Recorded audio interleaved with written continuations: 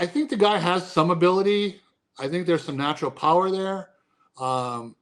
But he just needs to go to AAA, face a lot of off-speed pitching, find a way to increase his contact. It really comes down to contact for him.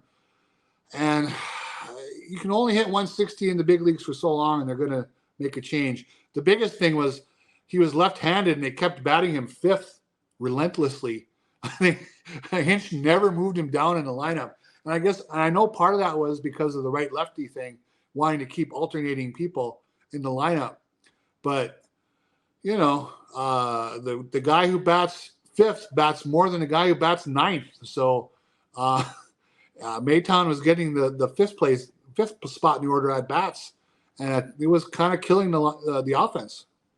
Yeah, not that he was alone, but he was one of them. And no, that's where I was going. Is like I look at Eric Haas, his numbers don't look that much better. I mean, his average is a bit higher, but his OPS was relatively the same, about 10 points higher.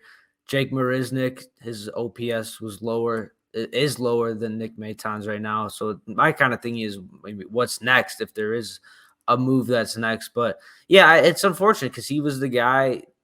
We all knew the Tigers needed an infielder. That was kind of the big need with them. Mm-hmm. Moving on from Willie Castro, moving on from Harold Castro, moving on from Jeimer Candelario, which, by the way, Jeimer Candelario, the Washington's going to get something for Jeimer Candelario at the deadline. And I think so. He's playing well.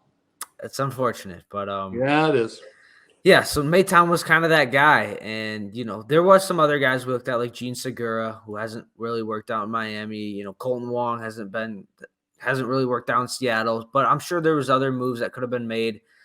But listen, I don't fault Scott Harris for giving him the opportunity. He was a 26-year-old. He had a good season last year and limited at bats. He was given an opportunity.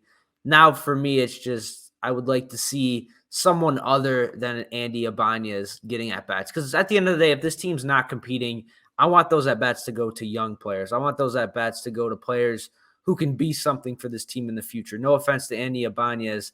I don't really see that. I don't see how it's productive to give Andy Ibanez every day at bats. Sure, is he one of the better hitters in this lineup?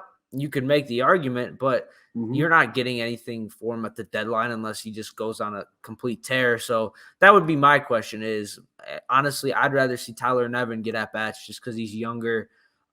Maybe could be something for this team moving forward. But